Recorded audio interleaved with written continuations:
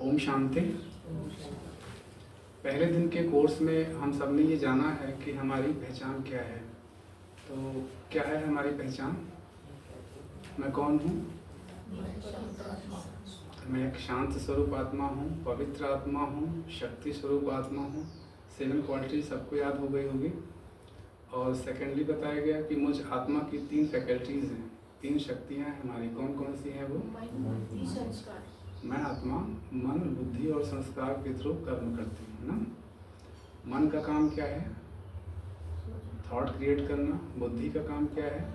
Decision देना। और संस्कार जो हमारे कर्म हैं वो संस्कार बन जाते हैं और रिकॉर्डेड हो जाते हैं, वो रिकॉर्ड हो जाता है, ठीक है ना।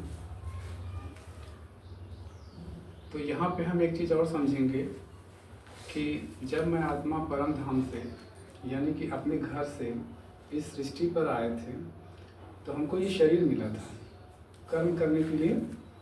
ये शरीर मिला था, तो ये शरीर आत्मा का क्या है? एक वस्त्र है ना। आत्मा तो नंगी आई थी। नंगी का क्या मतलब है? तो उसका कोई अंग नहीं था, ऑर्गन्स आत्मा के नहीं थे जब वो परम धाम से इस सृष्टि पर आई थी। तो इस सृष्टि पर क्या मिला हमको? अंग मिले, यानी कि शरीर मिला। तो एडवांस क्लास में हम ये भी समझेंगे कि आत्मा को जैसे ये शरीर मिला ना, एक वस्त्र शरीर है, ये स्थूल वस्त्र है। एक और भी वस्त्र है जो सूक्ष्म वस्त्र है, जो दिखाई नहीं देता।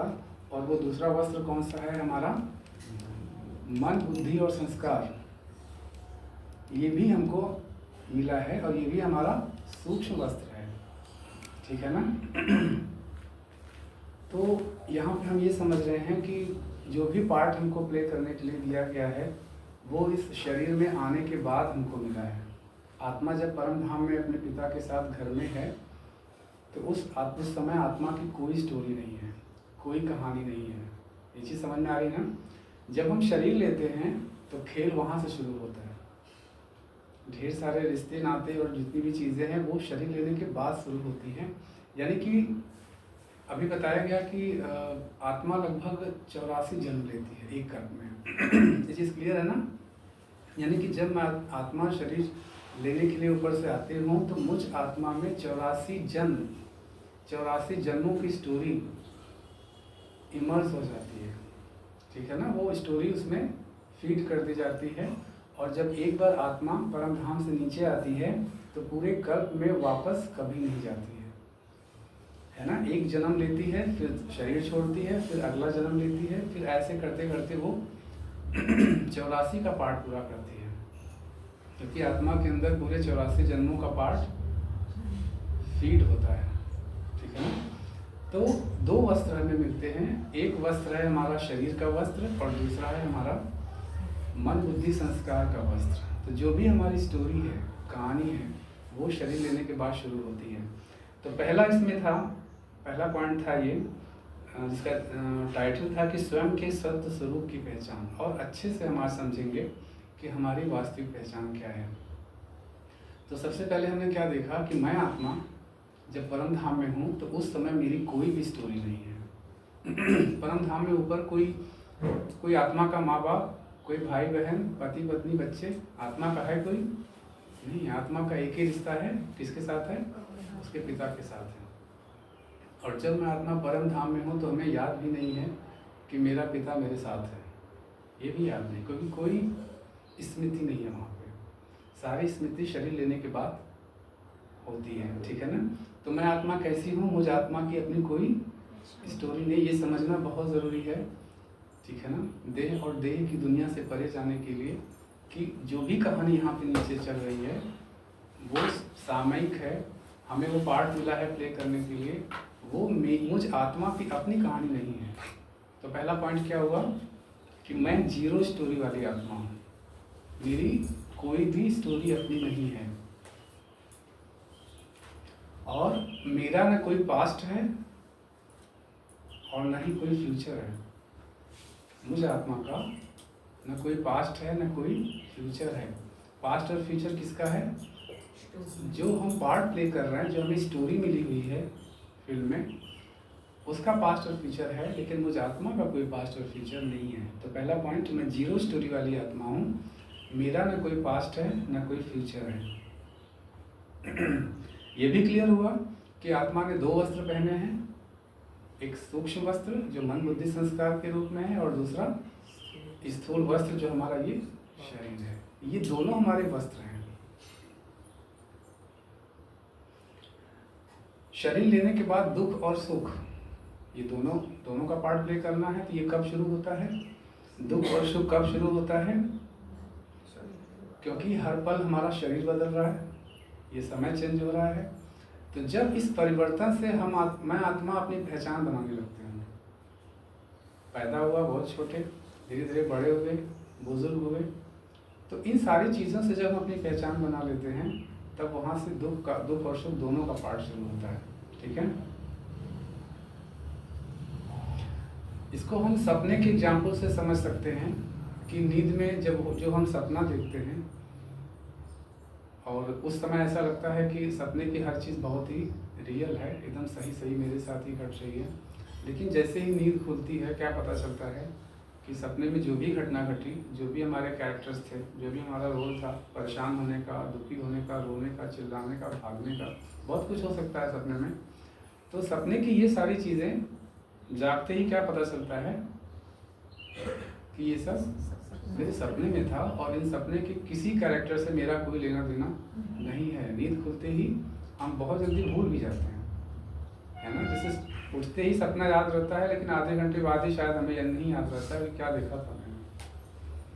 ठीक है ना। तो ये हम सबको क्लियर है कि ये सृष्टि के लास्ट में जो ये संगम युग हमारा चल रहा है, संगम युग का मतलब ये है कि कलयुग के लास्ट का समय, और अगला कौन सा युग आने वाला है? सतयुग आने वाला है। तो कलयुग का लास्ट और सतयुग की स्टार्टिंग के बीच का समय, ये 5वां संगम युग है। और इस संगम युग में हमारा पिता कौन है? हमारा पिता परम पिता परमात्मा शिव, जो विश्व की सभी आत्माओं का पिता है। इसी संगम युग में सृष्टि पर आकर के हम बच्चों को सपने की नींद से जगाता है। 84 जन्म का जो हमने पार्ट प्ले किया है, वास्तव में ये 84 जन्म क्या है? एक सपना है। और हमारे साथ जितने लोग हैं वो कौन है? लोग हमारे ड्रीम कैरेक्टर्स हैं। तो 84 जन्म से हम सपना देख रहे हैं, क्योंकि मुझ आत्मा की तो अपनी कोई स्टोरी नहीं है, कोई कहानी नहीं है। ये 84 जन्म का पार्ट या कहें सपना हम देख रहे थे। और इस कलयुग के लास्ट में हर आत्माएं मैक्सिमम क्या है? बहुत दुखी हैं। सपने में दुख भी तो होता है, ज़्यादातर दुख के ही सपने आते हैं। तो इस 84 जन्मों के लास्ट के जन्म में जो हम आत्माएं बहुत दुखी हैं, शरीर से भी, रिश्ते से भी, मन से भी, तन से भी, तो शिव बाबा जो हमारा पिता है, वो परम धाम से आकर के हमें क्या याद दिलाता है कि तुम जो ये अपने आप को शरीर समझ लिए हो, देह समझ लिए हो, वास्तव में ये तुम नहीं हो, ये तुम्हारा है। ठीक है ना। और वो हमें इस सपने की नींद से जगाता है, और जगा क्या बताता है कि जो तुम ये सपने देख रहे हो, जो तुम्हें पार्ट मिला हुआ है प्ले करने के लिए, ये तुम्हारा अपना सत्य नहीं है। देह और देह के रिश्ते जो भी तुम देख रहे हो, जिनको तुम महसूस कर रहे हो, और बहुत ही रियल लगता है वो, पति पत्नी बच्चे परिवार, ये सब बहुत ही रियल लगता है। सपने में भी सब कुछ रियल लगता है। इतना रियल लगता है कि सपने में तो कई लोग चिल्ला देते हैं, चिल्ला के उठ जाते हैं, पूरा पसीना पसीना हो जाते हैं, इतना रियल लगता है। वैसे ही ये जो सपनों की दुनिया चल रही है, ये सब कुछ सपने की दुनिया में है, रियल में कुछ भी नहीं है। रियल में क्या है कि मुझ आत्मा की अपनी कोई स्टोरी नहीं है। ये जो पार्ट हम प्ले करने आए हैं, ये सिर्फ मनोरंजन के लिए यहाँ आए हैं। इस सृष्टि पर हम क्या करने के लिए आए हैं? क्या उद्देश्य है हमारा? सिर्फ एक उद्देश्य, परम धाम में जाके बोर हो गए थे, तो भगवान ने कहा जाओ नीचे खेल करके आओ। जैसे ऊपर बिल्डिंग है और बच्चा बहुत बोर हो रहा है, तो माँ बाप कहते हैं ना नीचे जाके जरा सा खेल के आओ। तो हम लोग सिर्फ नीचे खेलने के लिए आए हुए हैं। ठीक है ना। तो भगवान शिव बाबा जो इसमें आया हुआ है, और ये सारा ज्ञान जो 7 डेज कोर्स है, किसके आधार पे हम लोग को ये ज्ञान मिला है? स्वयं शिव बाबा ने, इनको पता है ये कौन है पीछे? इनका रियल परिचय पता है? जिनको शिव बाबा ने इनका कर्मवाचक नाम दिया था ब्रह्मा बाबा। ठीक है ना। इनका लौकिक नाम कुछ और था, क्योंकि ब्रह्मा का क्या ब्रह्मा को कैसे दिखाते हैं, कितने मुंह हैं उनके, कितने सर हैं? 4 हैं। और उनके हाथ में क्या दिखाते हैं? ज़्यादातर शास्त्र दिखाते हैं ना। तो 4 सर तो किसी को हो नहीं सकता, ये सब सिंबॉलिक है। 4 सर का मतलब है कि चारों दिशाओं में क्या फैलाना है, किस चीज़ को फैलाना है? जो उनके हाथ में शास्त्र है। तो ये ज्ञान कौन दिया है इनको? डायरेक्ट शिव बाबा ने। कैसे दिया है? क्योंकि शिव बाबा तो निराकार है, उसका तो अपना कोई शरीर नहीं है, वो जन्म और मृत्यु से परे है। तो शिव बाबा ने इनके शरीर का आधार लिया है, इनके शरीर को यूज़ किया है, इनके शरीर में प्रवेश करके वो सारा ज्ञान किसको दिया है? ब्रह्मा बाबा के थ्रू, इनके थ्रू, ठीक है ना, वो हम सब तक ये ज्ञान पहुंचा है। तो ये जो हम 7 डेज कोर्स भी किए हैं यहाँ पे, तो वो ज्ञान का आधार क्या है? किसी मनुष्य आत्मा का दिया हुआ ज्ञान नहीं था, ठीक है ना। कोई स्टोरी इस 7 डेज में हमने कोई स्टोरी सुनी क्या? कोई कथा सुना, सत्संग किया? डायरेक्ट शिव बाबा ने जो ज्ञान दिया था वो हमने समझा है। तो इसका महत्व क्या है ये समझना बहुत इम्पोर्टेंट है कि ये ज्ञान जो हम समझ रहे हैं वो किसी देहधारी, किसी ऋषि मुनि या किसी महात्मा के द्वारा दिया गया ज्ञान नहीं है। ये स्वयं ज्ञान सब किसके द्वारा दिया गया है? ये डायरेक्ट शिव परमात्मा के द्वारा दिया गया, जो हमारा हर जन्म का पिता है, ठीक है ना। तो वो आकर के क्या करता है? हमें इस नींद से जगाता है। पार्ट में कुछ भी हो सकता है, लेकिन पार्ट में जो भी कैरेक्टर्स हैं हमारे, जो भी दुख सुख हमें लग रहा है, वो सब किस में चल रहा है? सपने में चल रहा है, नींद में चल रहा है। अब आकर के वो क्या करता है? वो जगाता है और ये कहता है, क्योंकि अभी कलयुग का समय तो बाकी है ना, अभी तो हम सब शरीर में हैं, शरीर तो छोड़े नहीं है अभी। तो वो आकर के ये बताता है कि अब जो आगे का तुम्हारा पार्ट है ना, इस आगे के पार्ट को, यानी कि इस आगे के सपनों को अपनी खुली आंखों से देखो। जो भी तुम्हारा रोल है, जो भी तुम्हारा कैरेक्टर है, जो भी तुम्हारे रिस्पॉन्सिबिलिटीज़ हैं, उनको बहुत अच्छे से निभाना है। लेकिन खुली आंखों से अब ये देखो कि इनमें से कुछ भी मैं नहीं हूँ। ये सारे रोल हमारे कैसे हैं? सपने में चल रहे हैं। ये मेरा सत्य नहीं है। मेरा सत्य क्या है? कि मेरी तो कोई अपनी कहानी ही नहीं है, कोई स्टोरी ही नहीं है। मेरा अपना कोई माँ बाप, भाई बहन, बच्चे, रिश्तेदार, ये सब सपने की दुनिया में है ना। जैसे कि हमेशा एक एग्जाम्पल आता है कि अगर इससे बहुत प्रेम है और ये रियल लगता है, ये शरीर, ये सारे रिश्ते, तो अपने आप को 100 साल बाद देखो आप लोग कहाँ हो, आपके रिश्ते कहाँ हैं, भाई बहन, पति पत्नी, बच्चे, ये 100 साल बाद कहाँ हैं? इनमें से कोई है क्या? 100 साल पहले कहाँ थे आप? किसी शरीर में रहे होंगे, वो याद है? उस समय भी कोई माँ बाप, कोई पति पत्नी, बच्चे रहे होंगे। तो क्या वो सब कुछ याद है? नहीं याद है। क्यों? क्योंकि सपने में देखा था ना। उसी तरह से आज जो कुछ चल रहा है, 100 साल बाद क्या हमें याद रहेगा? नहीं याद रहेगा। क्यों नहीं याद रहेगा? क्योंकि ये भी सपने में चल रहा था। आज जो हमें बहुत रियल दिख रहा है ना, जो दुख सुख का पार्ट हम प्ले कर रहे हैं, तो ये दुख सुख मेरे जीवन में नहीं है। ये दुख सुख कहाँ है? मेरे सपने में है, मेरे रियल में नहीं है। क्योंकि कुछ समय बाद ये सब कुछ ज्ञान नहीं भी है तो भी समझ में आ जाएगा कि ये सब कुछ नींद में था, सपने में था, और ये मेरा सत्य बिल्कुल नहीं है। ठीक है, मेरा सत्य क्या है? बार बार अटेंशन। आज बाबा ने कहा ना कि जब मैं कहता हूँ कि मैं शब्द यूज़ करता हूँ तो क्या याद आता है? मैं शरीर, शरीर का नाम, शरीर का रिश्ता, पोजीशन, प्रोफेशन, क्या याद आता है? मैं आत्मा। मैं कहना गलत नहीं है, ठीक है ना, मेरा कहना भी गलत नहीं है। लेकिन जब मैं कहते ही स्मृति तुरंत आ जानी चाहिए कि मैं कौन, ठीक है ना, मैं कौन? मैं आत्मा, जिसकी कोई कहानी नहीं है। ये सब हम लोग सपने की दुनिया में चल रहे हैं, सपना देख रहे हैं, और ये सपना बहुत अच्छा है। भगवान स्वयं सृष्टि पा करके हमको जगाता है और जगा करके ये बताता है कि अब खुली आंखों से अपनी ये सारे कैरेक्टर्स, सारे रोल प्ले करो।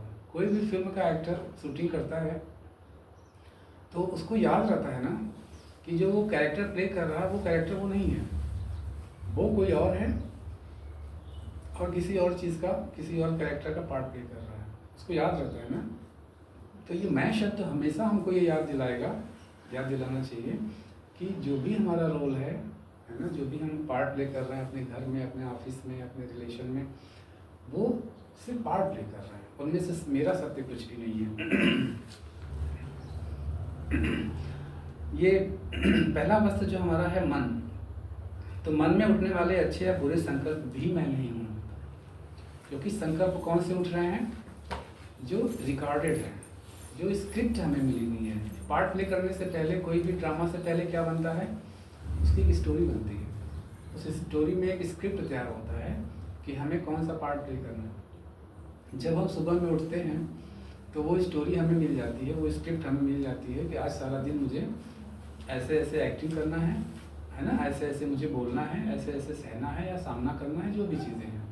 तो वो स्क्रिप्ट हमें मिल जाती है ना, और सारा दिन हम उसको प्ले करते हैं। लेकिन मन में जो भी विचार आ रहे हैं वो मैं नहीं क्रिएट कर रहा हूँ, वो विचार मैं आत्मा नहीं क्रिएट कर रहा हूँ।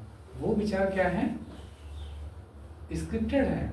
मन में उठने वाले संकल्प भी स्क्रिप्टेड है। अचानक विचार आता है, अचानक बैठे बैठे 15 साल पुरानी, 20 साल पुरानी बात आती है, तो आप क्रिएट कर रहे हैं इसको। तो हम इन विचारों को क्रिएट करने वाले, इनका निर्माता हम नहीं हैं। वही विचार हमारे मन में आ रहे हैं जो स्क्रिप्ट में पहले से आना तय है ना। तो जब किसी की डेथ भी हो जाती है तो हम कहते हैं ना कि उनका समय आ गया था। तो इससे ये क्लियर है कि हर चीज़ का एक समय निश्चित है। तो विचार कौन से आना है, कब आना है ना, वो विचार भी आना निश्चित है। किस समय में कौन सा विचार आएगा वो हम डिसाइड नहीं करते। तो मन में उठने वाले अच्छे या बुरे संकल्प भी हम नहीं है। पॉइंट क्या है? मन में उठने वाले अच्छे और बुरे विचार भी मैं नहीं हूँ।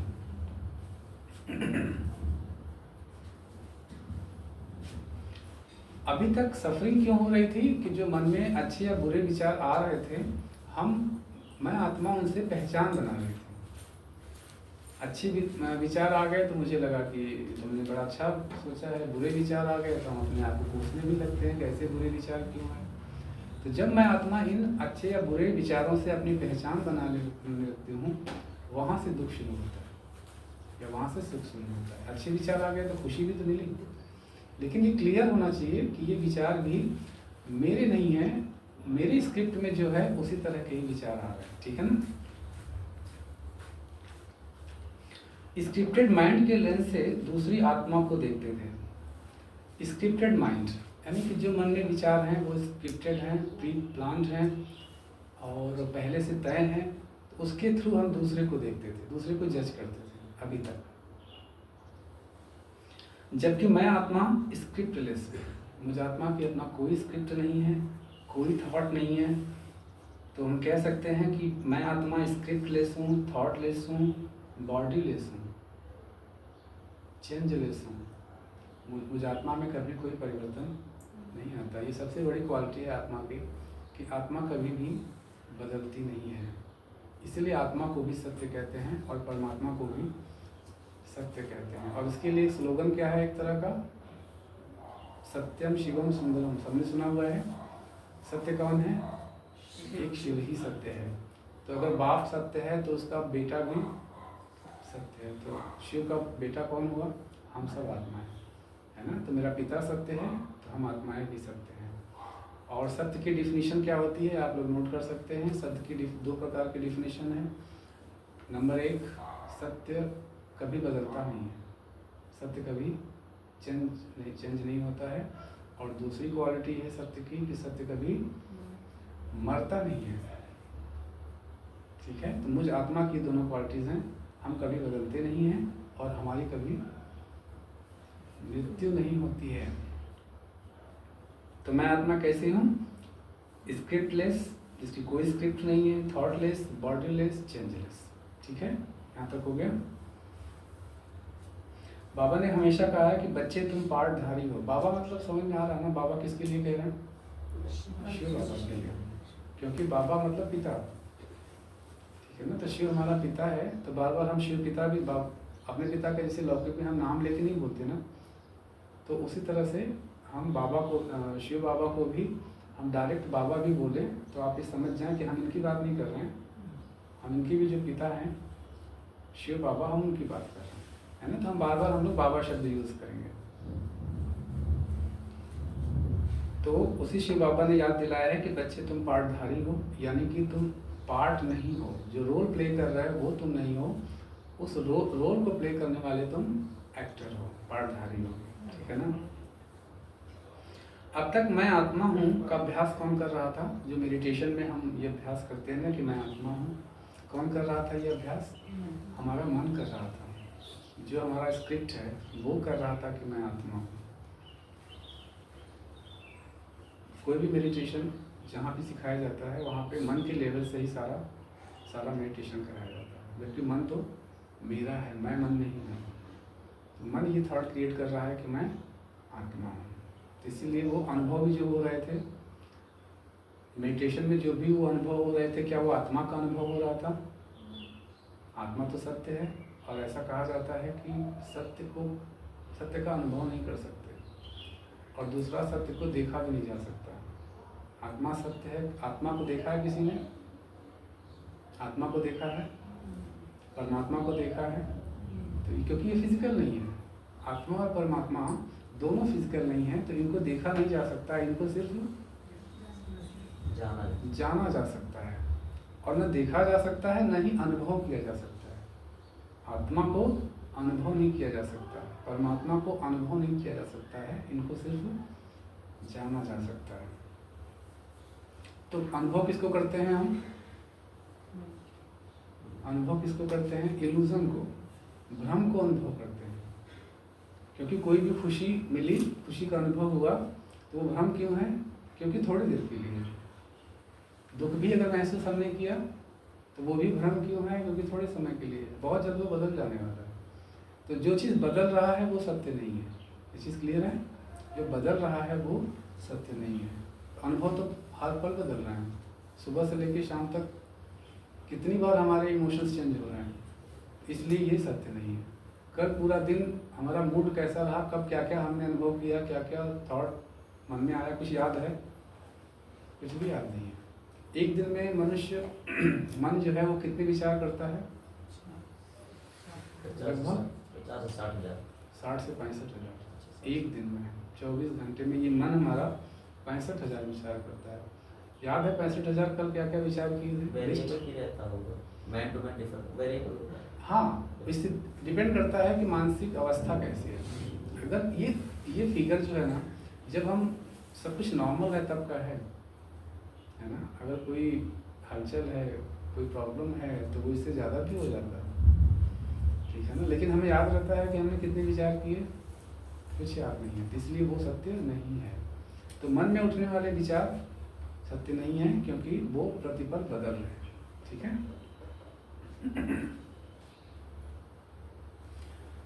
मुझे शांति पानी है।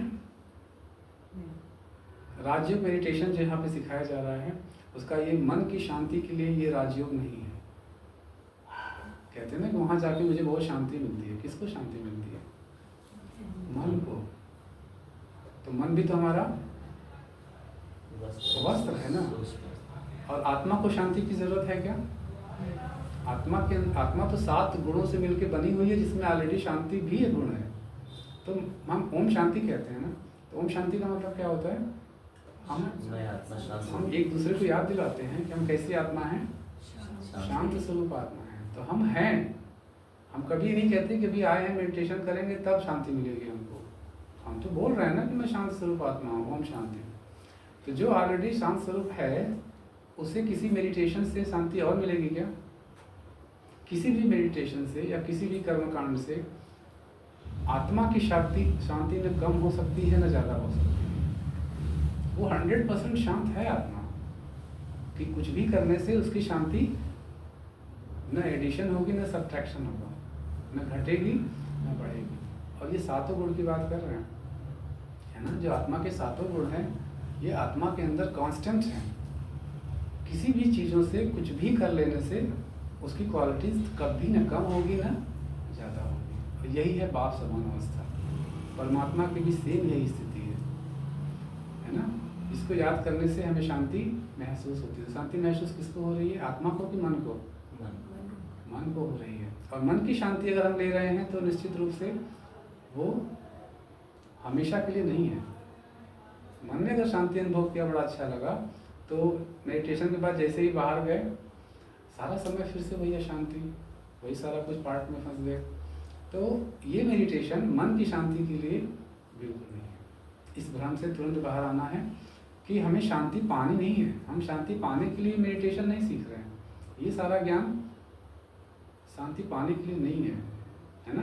क्योंकि अगर मन को शांति मिल रही है, मन की शांति के लिए ये सब कुछ हम कर रहे हैं, तो वो टेम्परेरी है, वो बदल रहा है ना? तो जो बदल रहा है वो हमारा सत्य नहीं है। तो क्या यहाँ पे हम मेडिटेशन क्यों कर रहे हैं? मेडिटेशन का क्या मतलब होता है? मेडिटेशन की डिफिनीशन क्या हो सकती है? मेडिटेशन मतलब क्या? एक बहुत अच्छा डेफिनेशन है इसका, आप नोट कर सकते हैं आप लोग। Meditation is nothing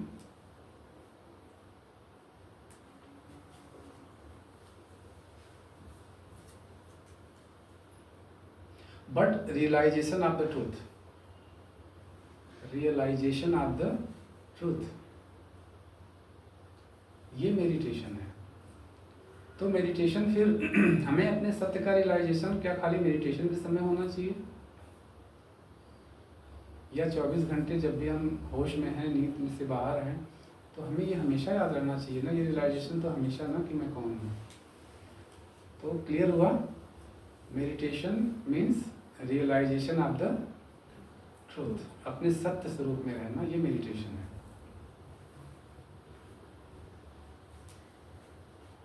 true self.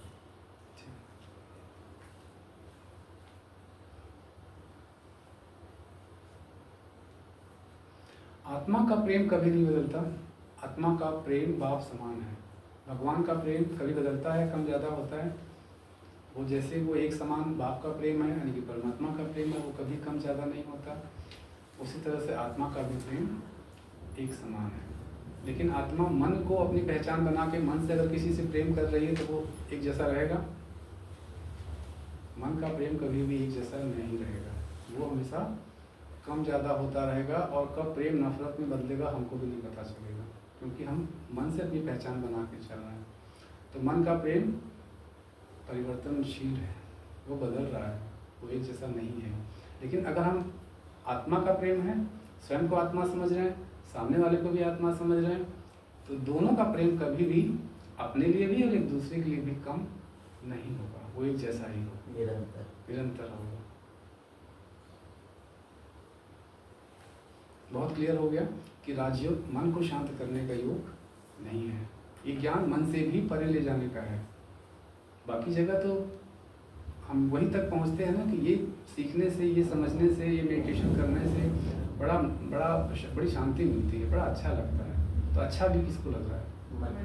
मन को लग रहा है। लेकिन क्या हमेशा अच्छा लगेगा? जब हम अपने कार्य व्यवहार में होते हैं, सामने 4 लोग चिल्ला रहे होते हैं, उस समय भी अच्छा लग रहा होता है? नहीं अच्छा लगेगा, क्योंकि हमने मन से अपनी पहचान बनाई और मन की खुशी को अपनी खुशी समझी, जो कि टेम्परेरी है। लेकिन आत्मा की खुशी, आत्मा की शांति, अगर हम आत्मा समझ के बैठे हुए हैं, हम कहीं भी रहें, अपने कार्य क्षेत्र में रहें, हम खुद को आत्मा देख रहे हैं, सामने वाले को भी आत्मा देख रहे हैं, हमारा भी एक पार्ट है जो हम प्ले कर रहे हैं, सामने वाला भी गुस्सा रहा, चिल्ला रहा, गाली भी दे रहा है, वो भी उसका पार्ट है, वो अपना पार्ट बहुत अच्छे से प्ले कर रहा है, ठीक है ना? कितना अच्छा गाली दे रहा है, ठीक है, इमोशन है उसकी गाली में, दुख दिखाई दे रहा है ना? उसको अप्रिशिएट करें, बहुत अच्छी एक्टिंग कर रहा है। लेकिन क्योंकि वो एक्टिंग स्क्रिप्टेड है ना, इसमें उसका दोष है क्या? उसको बेचारे को वही स्क्रिप्ट मिला हुआ है, सुबह सुबह उसे गाली देने का ही काम करना है, मारने का काम करना है, या मार खाने का काम करना है। ये सब फिल्म में देखते हैं तो लड़ाई भी तो होती है ना, हीरो विलन एक दूसरे को मार पीट रहे हैं, लेकिन क्या रियल में वो लोग दुश्मन है क्या? उनको याद रहता है कि रियल में हम कुछ और है। तो उसी तरह से जब भी हम रोल प्ले करें, याद रखें कि सामने वाला हमेशा अच्छे से बात करेगा, ऐसा जरूरी नहीं है। लेकिन जैसे भी वो बिहेव कर रहा है, वो उसका स्क्रिप्ट है, वो अपना पार्ट प्ले कर रहा है। क्योंकि हम तो नींद से जाग गए हैं ना, हमको ये ज्ञान मिला है कि वो पार्ट प्ले कर रहा है, उसको नहीं मिला हुआ है।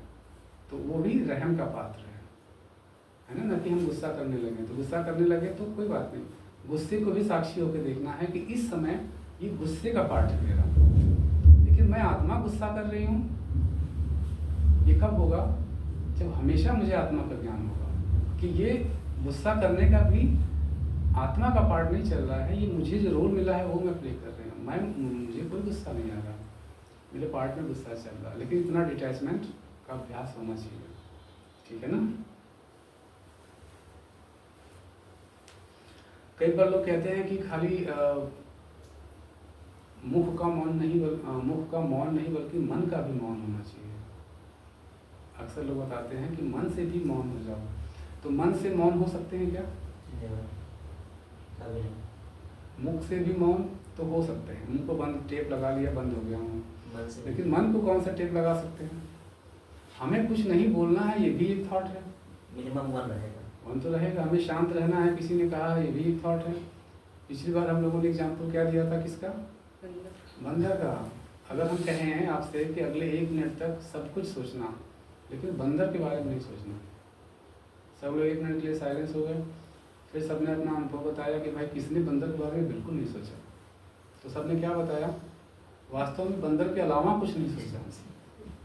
ठीक है ना। तो कितना क्लियर है कि मन को मौन नहीं रख सकते। मन, क्योंकि वो स्क्रिप्टेड है ना, वो जो स्क्रिप्ट में वो थॉट अपने आप आएगी, हम थॉट नहीं क्रिएट कर सकते हैं, वो अपने आप आता है।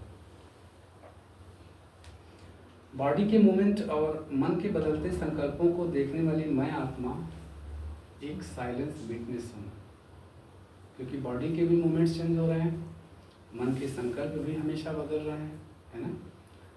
लेकिन मैं आत्मा कौन हूँ? मन के बदलते मूड को भी देख रही हूँ, बॉडी में जो चेंजेस आ रहे हैं वो भी देख रही हूँ। सर में दर्द हो रहा है, शरीर बीमार है, उसको भी मैं साक्षी होकर देख रही हूँ। मैं बीमार नहीं हूँ, मेरा शरीर बीमार नहीं है, मुझे दर्द नहीं हो रहा है, किसको हो रहा है? मेरे शरीर को हो रहा है। तो उसको भी साक्षी होकर के देखने का अभ्यास। मैं एक विटनेस हूँ, साइलेंस विटनेस हूँ। मैं आत्मा उस दर्द को भी साइलेंस होकर देख रही हूँ कि ये दर्द का पार्ट है, जो मेरा दुखी होने का पार्ट है। मुझ आत्मा का अपना कोई दुखी होने का पार्ट नहीं है, क्योंकि मुझ आत्मा की अपनी कोई स्टोरी नहीं है। इवन ये शरीर भी मेरा मैं नहीं हूँ, शरीर भी मेरा है। तो मन में जो भी संकल्प आ रहे हैं, दुख के सुख के, क्या करना? मैं आत्मा कौन हूँ? उन चीज़ों को देखने वाली एक साइलेंस विटनेस हूँ। शांति से, अपनी शांति के साथ मैं उन सभी चीज़ों को देख रही हूँ, लेकिन उनमें से किसी भी मोमेंट्स को, किसी भी इमोशन को, किसी भी स्टोरी को अपना सच नहीं मानूंगी। ये मेरा सच नहीं है, ये मेरी स्टोरी नहीं है। मैं आत्मा पूरी तरह से इस स्टोरी से परे हूँ, इस इमोशन से परे हूँ, इस चेंज से परे हूँ। और कैसी आत्मा हूँ? बाप समान आत्मा हूँ। बाप समान मतलब जस्ट लाइक गॉड। मैं आत्मा कैसे हूँ? जब इन स्टोरी से परे हो जाएंगे ना, तब बाप समान यानी कि भगवान के समान का अनुभव तो नहीं करेंगे, भगवान समान ही जान पाएंगे। क्लियर हो रहा है? ठीक है। तो आज का ये सेशन पूरा हो रहा है। तो कई चीज़ें आप लोगों ने समझा, तो एक एक करके आप लोग बताएंगे कि कौन सा नया पॉइंट मिला है। हालांकि कई बार रिपीट हो चुका है पुरानों के लिए, लेकिन हर बार कुछ न कुछ नया ज़रूर मिल जाता है। तो क्या नया पॉइंट मिला, एक एक करके बताएं। आपने कुछ जी बताएं। जो भी कुछ घटित हो रहा है वो हमारा जो मन है उसके अकॉर्डिंग या एक पार्ट अदा हो रहा है। जो वास्तविक रूप से मैं हूँ वो मैं आत्मा हूँ, और हम सिर्फ अपना रोल प्ले कर रहे हैं बस। रोल किसके द्वारा प्ले कर रहे हैं? हमारे टूल्स क्या हैं? मन, बुद्धि और फिर संस्कार। और दूसरा टूल हमारा शरीर।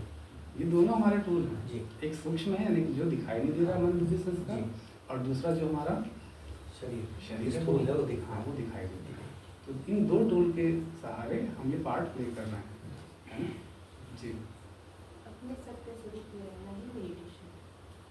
हमेशा सत्य का रियलाइजेशन, ये मेडिटेशन है। 24 घंटे सत्य का रियलाइजेशन, ये मेडिटेशन है। मेडिटेशन का मतलब नहीं कि एक अच्छा म्यूजिक चल रहा है, कमरे का प्रकाश बहुत अच्छा है, रेड लाइट है, और सबको बोल दिया गया शांति से बैठ जाओ, ये मेडिटेशन नहीं है, ये मन का मेडिटेशन है।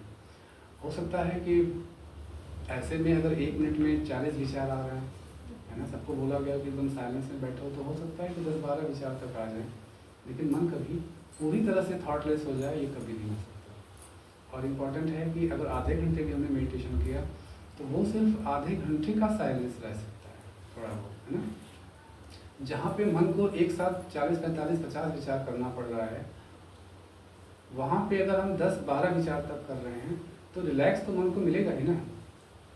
किसी के सर पे 40 ईंट रख दी जाए और उसके बाद फिर हटा के सिर्फ 10 रखी जाए तो उसको रिलैक्स तो मिलेगा ना, जो बड़ा अच्छा लगा है यहाँ पे मेडिटेशन करके। लेकिन बोझ तो अभी भी है, और कितनी देर अच्छा लगेगा, जितनी देर हम बैठे हैं। लेकिन हमारा पार्ट तो मेडिटेशन हाल के बाहर भी है ना। हम ये शक्ति इसलिए लेते हैं कि बाकी समय हम अच्छे से अपना काम कर सकें, लेकिन जैसे ही बाहर निकले फिर से 50 ईंट आ गए, तो क्या खाली सिर्फ आधे घंटे हमें खुश रहने का अधिकार है, मन को शांत रखने का अधिकार है? ये तभी होगा जब हम मन से अपनी पहचान बना लेंगे, है ना। मन के संकल्पों से लगेगा कि आधे घंटे हमें मेडिटेशन करके शांत रहना है, ये तभी होगा। लेकिन अगर कंटिन्यू हमें शांत रहना है ना, तो हमें क्या करना है, हमेशा अपने सत्य में रहना है।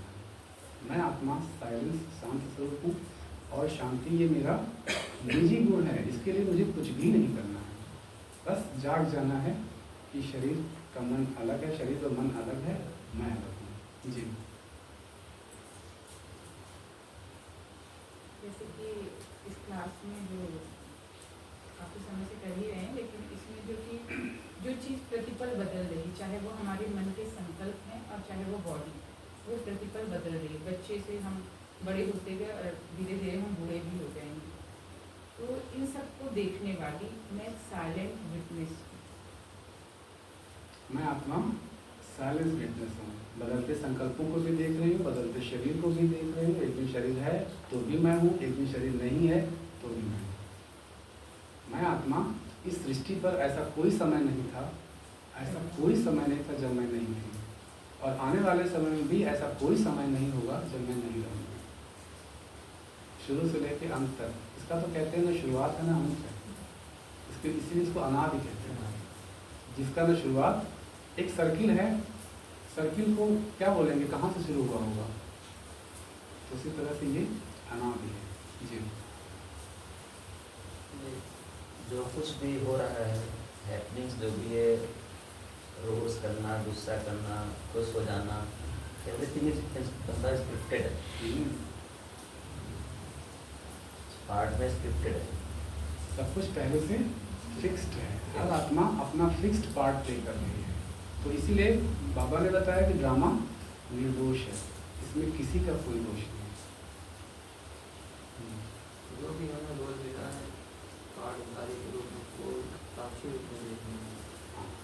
जो भी रोल हमारा है उसको साक्षी होकर देखना है। सुख भी आ रहे हैं, वो सुख भी मेरा सत्य नहीं है, दुख भी आ रहे हैं तो वो दुख भी मेरा सत्य नहीं है।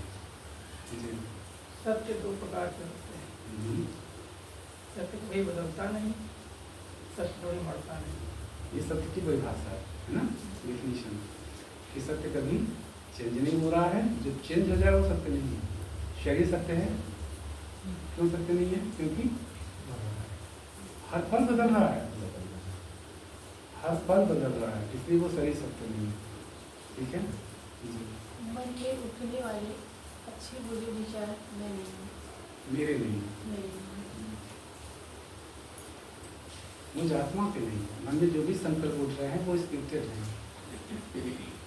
ये बहुत बड़ा परिवर्तन आ सकता है इससे, जब ये चीज़ें क्लियर हो जाती हैं कि मन के संकल्प भी मेरे नहीं हैं, तो ऑलरेडी ईगो सारा समाप्त हो जाता है। अगर कोई बुरे संकल्प भी आ रहे हैं तो उससे भी नहीं पहचान बनानी है कि मैं इतना गंदा कैसे सोच सकता हूँ, उसको भी साक्षी होकर देखना है ना। और अच्छे संकल्प आ रहे हैं तो उसमें भी अपने आप के बहुत वाहवाही मिलनी है कि ये मेरे मन में विचार आया शब्द यूज करते हैं। क्या बोलते हैं, मेरे मन में विचार आया। कभी बोला मैंने विचार बनाया, मैंने क्रिएट किया, ऐसा कभी नहीं बोलते ना। मेरे मन में एक ख्याल आया, वो ख्याल स्क्रिप्ट में था इसलिए आ गया, हमने नहीं बनाया, वो स्क्रिप्टेड था, फिक्स था, इसलिए वो ख्याल आया, अपने आप आया। तो जब विचार अपने आप आ रहा है तो जो कुछ भी हो रहा है ना, सब कुछ अपने आप हो रहा है, हम में से कोई कुछ नहीं कर रहा। ये स्क्रिप्ट में है, पार्ट में है, जो ऑलरेडी रिकॉर्डेड है, फिक्स्ड है, क्योंकि ये ड्रामा है ना, एक लिमिटेड टाइम का ड्रामा है, 4 तरफ का, 4 अलग अलग युग हैं, हम सब जानते हैं उसको, और इसमें से हर चीज़ बदलता है। जी आत्मा परमात्मा का अनुभव होता है, जब तक तो उसको जाना जाता है। आत्मा और परमात्मा को न देखा जा सकता है और न उसका अनुभव किया जा सकता है। कई लोग पूछते हैं आत्मा को देखा है क्या? देखा किसने आत्मा को? भूत को देखा है क्या? अच्छा, जी। मैं आत्मा स्टोरीलेस और चेंजलेस हूँ। मैं आत्मा स्टोरीलेस और चेंजलेस हूँ। मुझे आत्मा की कोई अपनी स्टोरी नहीं, क्योंकि मैं आत्मा, मेरा घर कहाँ है? परमधाम में है। वहाँ पे मेरे कोई माँ बाप भाई बहन रिश्ते कुछ भी नहीं है, कोई इमोशन, कोई चेंजिंग नहीं है। मैं पार्टधारी आत्मा हूँ, एक्टर हूँ, और मेरा पार्ट अलग है। हम सबका पार्ट अलग अलग है। अलग अलग है। 800 करोड़ आत्माएं हैं तो सबका पार्ट अलग है, एक दूसरे से कोई भी मैच नहीं कर सकता। पार्टधारी और पार्ट को अलग करके रहना है, पार्ट को खुद को नहीं समझना है, पार्ट से अपनी पहचान नहीं बनानी है, और पार्ट प्ले करने के लिए हमें मन बुद्धि संस्कार बॉडी में नहीं है, जो इमोशन सेंसेशन ये जो भी बॉडी में आते हैं, ये सारी चीज़ें हमारे पार्ट प्ले करने पार्ट का हिस्सा है। पार्ट का हिस्सा है। इससे जो भी इमोशन मेरा है ना, किसी को देख के रोना आ रहा है, वो भी पार्ट में है। कोई शरीर छोड़ के चला गया और मुझे बहुत रोना आ रहा है, पिछले 6 महीने से हम हो ही जा रहा है, ये मेरे स्क्रिप्ट में है। किसी भी चीज़ से पहचान नहीं बनानी है, क्योंकि अगर किसी अच्छी इमोशन से पहचान बनाई, पहचान बनाने की आदत बनी, पार्ट से पहचान बनाई, तो बुरे से भी पहचान पता बनाएंगे, जो कि पहचान बनाने की आदत हो गई है, बस तो स्वयं को समझने की आदत है ना। तो ड्रामा में जो कुछ भी चल रहा है, अच्छा या बुरा, इन दोनों से अपनी पहचान नहीं बन, पहचान बनाने का मतलब ये है कि उसको अपना नहीं बना लेना, उसको उससे मैं और मेरापन नहीं रखना है। पार्ट में जो हो रहा है, जो आया है वो निश्चित रूप से जाएगा, है ना। जो शरीर लिया है वो छूटना भी है, ये भी तय है। तो जिसको हम बदल नहीं सकते, जो मेरे कंट्रोल में नहीं है ना, उसके लिए किसी भी अगर तरह का दुख आ भी रहा है तो यही समझना है कि वो दुख का भी मेरा पार्ट है। लेकिन जब आत्मा का ज्ञान हो जाता है ना, तब हम ये देख पाते हैं कि जो अभी हम रो रहे हैं या बहुत दुखी हैं, तो ये भी मेरा पार्ट है, मैं नहीं रो रही हूँ, क्योंकि मैं आत्मा कभी नहीं मर सकती। और सामने वाला भी अपना पुराना शरीर छोड़ के गया है, वो भी उसका सत्य नहीं था, ठीक है ना। तो ये अगर ज्ञान मिल जाता है तो वो सफरिंग खत्म हो जाती है, रोना नहीं खत्म होता, सफरिंग खत्म हो जाती है। जितना रोने का पार्ट है उतना तो रोना ही पड़ेगा, लेकिन मैं आत्मा उस रोने को भी साक्षी होकर के देख रही है, साइलेंस विटनेस की तरह देख रही है, आराम से देख रही है, क्योंकि वो स्टोरी मेरी स्टोरी नहीं है, ठीक है ना। पिक्चर चल रही होती है, उसमें कोई एक एक्टर एक्सीडेंट में या किसी को गोली मार दी जाती है, मर जाता है, तो क्या रियल में कोई मर जाता है क्या?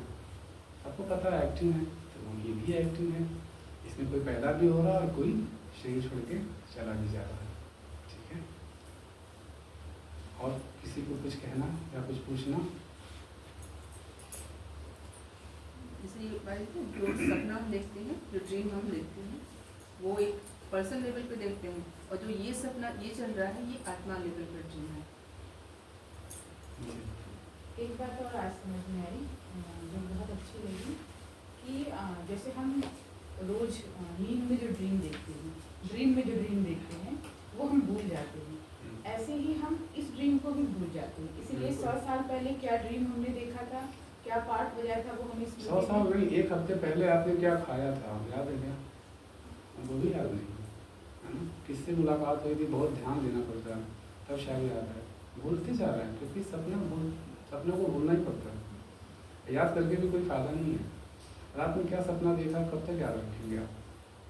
कुछ सपने बड़े खतरनाक होते हैं, हो सकता है 2-4 दिन याद रहे, फिर उसके बाद वो भी भूल जाता है ना। तो ये जो रियल लग रहा है ना हमें, ये भी एक सपना है, आज याद है, कुछ समय बाद इसी जन्म में याद नहीं रहेगा, ठीक है। ओम शांति। 1 मिनट के लिए साइलेंस में बैठेंगे।